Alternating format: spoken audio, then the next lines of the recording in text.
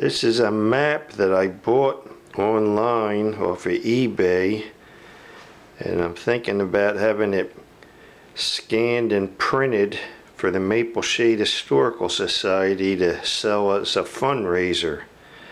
I'm estimating the cost would be about $10. It measures about 24 by 31 inches, and it would have been in the vicinity of Camden 1907 Atlas, published by G.M. Hopkins. If you want to see one of them atlases, go to Camden County Historical Society. But this is just the Mapleshade page. Mapleshade, Shuster Township, vicinity of Camden, plate 35. Now this is in 1907. It has that Tollgate house at Fellowship Road, and it has that Tollgate house at Coles and Main Street. Now in 1907 the turnpike was discontinued, and I have a directory, two directories scanned, one from 1900 where it says Tollgate keepers, and one from September 1907 that nobody's listed as a Tollgate keeper because it was discontinued. The turnpike, bought by the county, became a county road because it was interfering with the trolleys that went down Main Street. Now here we have the Charles F. Shuster plan, and before that, right in the middle of it, is Christian Frick. When there became a Spruce Avenue, he moved his blacksmith shop building to Spruce Avenue, but it was on Main Street, and he bought the Jonathan Winter House land too. That's the Frick Wagon Works, and the post office at that time was on Poplar Avenue because the right store part wasn't added on where the Frick family sold the place to the Mennels on Main Street, because they were related. They were all German families, and all these stores and houses right around there.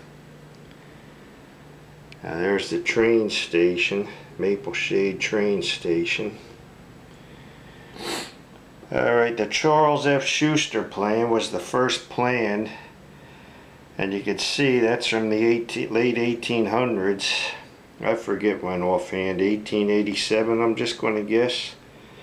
But you can see they just put a house on Fellowship, a double house on Spruce, and they moved the Benjamin Stiles house from the OLPH land over to Poplar Avenue. So they just put three houses there. Then that house was built there, and Joseph Stiles lived in it, and then I think the Farrs, and then the Mennels. There's a couple more houses built down there, but alright, and then I guess the second subdivision was the Charles Zane plan, and that land was sheriff's sale to Edward Shuster. I don't know if it's a relative to Charles Shuster, in 1897. You can see it's pretty much just the original farmhouse and barns, and maybe that one house on Main Street built there. And Charles Shuster, by the way, he wasn't doing all that great, because what he's listed under the censuses as being a blacksmith, and he was German, and Charles Zane was German. It was all Germans. Okay, now the next subdivision is the Mapleshade Land and Improvement Company along the railroad tracks there. Linwood Avenue, Park Avenue, and along the railroad tracks. Now they incorporated in 1891, and in March 1897 they filed for dissolution. So that shows you about how good they did. But Alexander Mecray, he lived there, and I think what it was the old Isaac Stiles farmhouse there. And he was a doctor from Camden, and he had a practice, I think, in Camden, and that was his summer home. And then his son lived there. To see there it says estate, and his son was a veterinarian. Of course, you're going back in time. Veterinarian back then, you weren't dealing with dogs and cats. You were dealing with horses and maybe cows and stuff like that. Horses probably primarily. And then here's what you call the Mecray extension, or Dr. A.M. Mecray plan, coming off the back of that farm, and that was later bought by Barlow and turned into Maple Shade Farms. 1 acre lots, I think they were then, Maple Shade Farms. But I mean, you don't see no houses on there. So anyway, let's come down to the, now you have Maple Heights Land Company playing there, and they bought the Mason farm, all except for the Mason's house, in 1908. So this is 1907 Atlas map. But you can see these people were involved in real estate, so they wanted to submit the plan first before they even bought the land, because that was the whole. And here they have Maple Heights Land Company's plan. The rest of it that would have got cut off the corner of that page. Somebody wrote 1905, which I don't even think could be possible, because there's Edward Cutler's house on Linwood, and I don't think that came about to 1906. But anyhow, now you have all these lands that weren't involved yet. We'll just go over here. C.B. Coles. Yeah, you got Steinhauer Lake is called Maple Shade Lake, Steinhauer Parkland, and that would have been the Sharpless house was first Henry Coles' house, C.B. Coles' son. Now C.B. Coles wasn't living here, and I don't know if he ever lived here. I think he might have lived in that house on Rose Avenue maybe before, like he was like a toddler's age, a baby or a toddler's age, because both his parents died, and then he was raised by an uncle somewhere else, and then he got very, very rich. He had C.B. Coles and Sons Lumber Company in Camden, and basically, if you think about John S. Collins and his lumber companies, like in Morristown, Maple Shade, Merchantville, I think Riverside, I think he had 5 of them or something. Probably take just that one in Morristown, maybe not, whatever. Take the one in Maple Shade and maybe add something to it, but, well, bigger. Anyway, Charles B. Coles, I don't think had quite as big of an extensive business as J.S. Collins Lumber Companies did, but be about the second rung up from that. Large lumber company, employed a lot of men. So basically, this land went to the Tiber farm after the Coles family lost it during the Depression, but he lived in a big house in Morristown, in like the rich people mansion section. So anyhow, there's the house that's on Coles Avenue, Mossenbach, and I think they turned it into like a, whatever they call it, a McMansion from just a regular lower house. Now we come up here and McElwee, Charles McElwee, he was the tollgate keeper living in that house. And I don't have a record of him owning that house.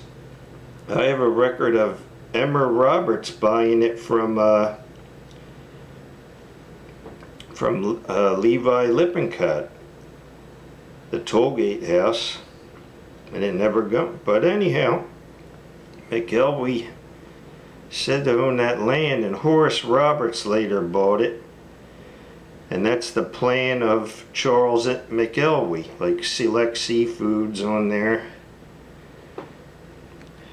Now this up here, Nathan Perkins, he's related, he's the oldest son of, I think, John Perkins, the Perkins Memorial family in Morristown.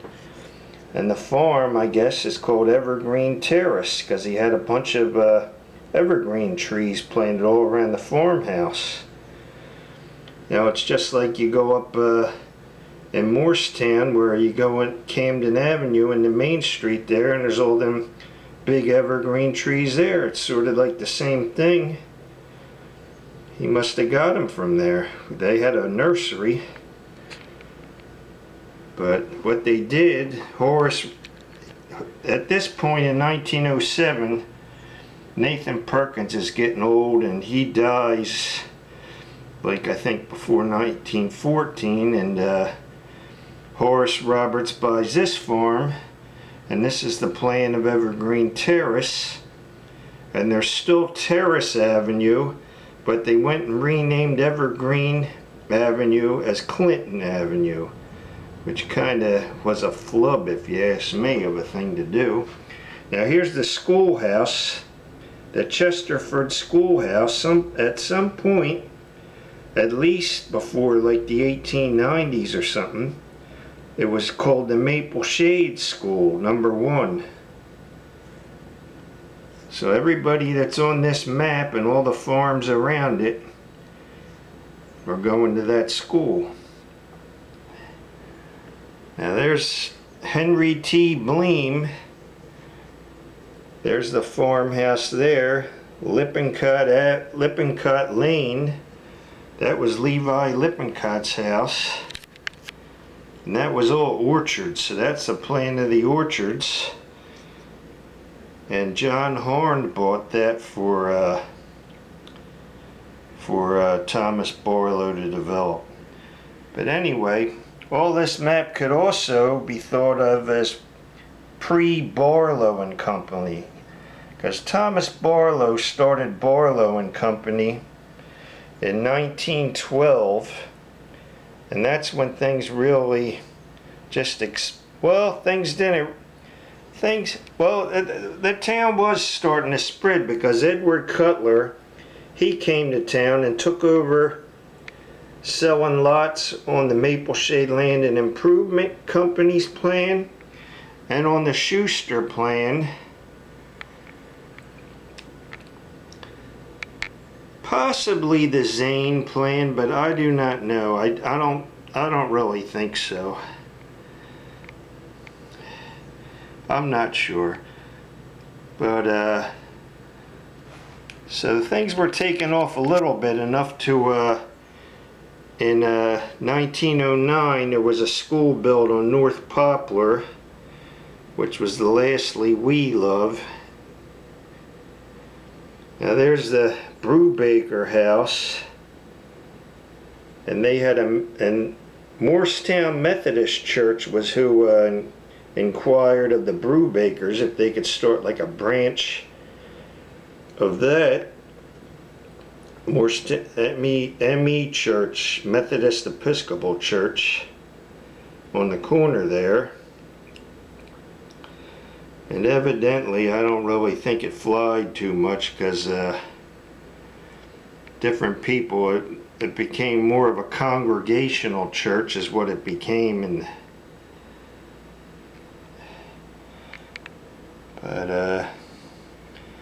so anyway, this was Mapleshade in 1907. It's sort of like, it's really on the dawn of doing something basically, because you can see since the late 1800s it had most of these subdivisions and it wasn't doing nothing hardly.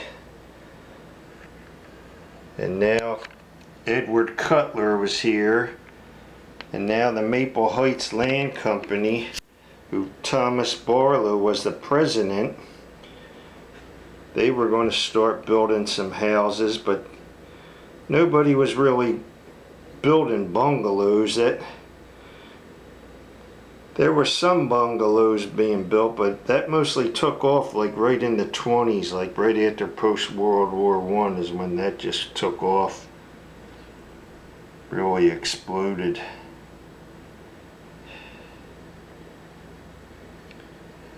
But in the early 1900s, it also was a time where 1 acre farms and people just living here in the country for the summer cottages and stuff was a thing that was going on. And you had the trolley going down Main Street, and you had jobs in Camden. Victor Talking Machine, New York Ship Company, Campbell Soup, and all these things would take off, and there would be a need for some suburbanation even before the bridges to Philly came. But if you think you would be interested, I would try to get this printed. I've got to look for a printer that doesn't charge too much and get these printed and sell them for about $10 each. And then